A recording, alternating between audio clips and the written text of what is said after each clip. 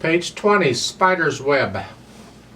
4/4 time, no sharps or flats except for in the piece. There's all kinds of sharps in this piece in the left hand. Now let's take a look real quick. In the right hand you have the whole note C and the little grace note. So it's just a quick little note.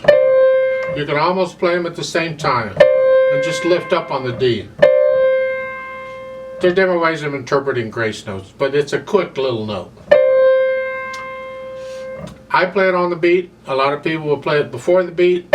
I'll come back to that when we talk after when we put the hands together. The right hand, you're here.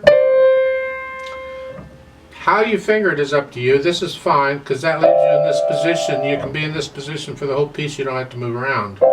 But if it's more fun or better for you, you can do it a 3/2 here. But there's nothing wrong with 1/2 for those.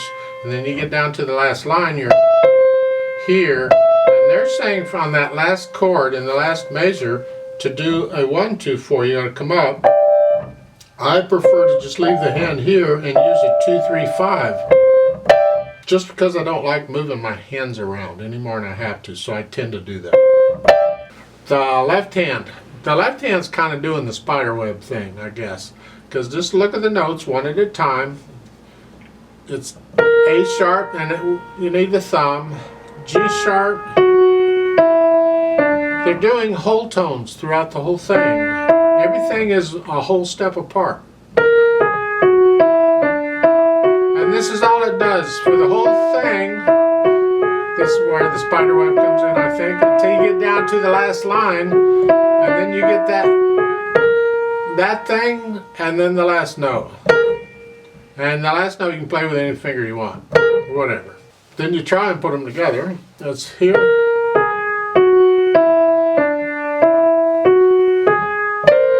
And this is where I'm saying people will play the grace note before the beat, so they'll play the whole note with the left hand.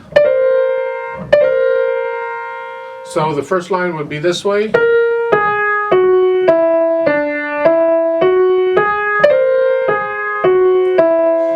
It's an interpretive thing. I prefer the grace note on the beat. That's how I typically do it.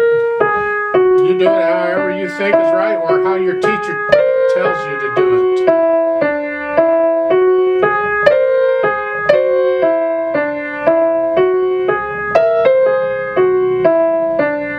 Now there's a retardando there, so and then you hold that for a little while. With a metronome, I double it, so I'm going to hold it for 8 counts instead of 4. And then the last one is an accented with a mezzo forte, staccato, just boom. Now, it says left hand legato, which means connect the left hand, so you don't get a choice, because otherwise, if they didn't say anything, you have a choice, so what you want to do. So, okay. And then the right hand, they don't give you anything, so if you want to put a little silence between each one, that's fine. It's up to you. It's a interpretive thing. Speed-wise, they give you the speed up there. I think that's about as fast as I've been going. I haven't checked. Now you can, if you want to play that grace note together. I'm not quite sure that's what they wanted. I haven't heard the lady play it, so I don't know what she had in mind. By the way, if you're uncomfortable with having it, although I would encourage you to do that with the thumb up here, even though your hand is in this area, because you're playing all black keys here, and when you get to here, you can come out here to do the 2 white keys, and then go back. As you're doing that, that's fine.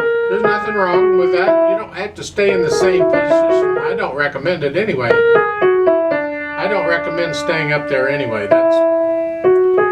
It causes problems, and depending on your piano, it can actually be harder on many pianos to do that.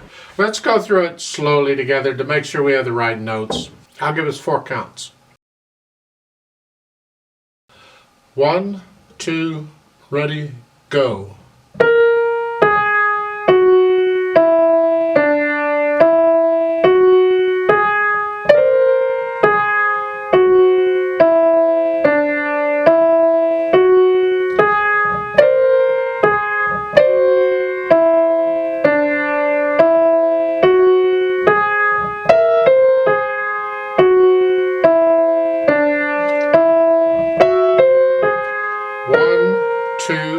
3, 4, hold, 2, 3, 4.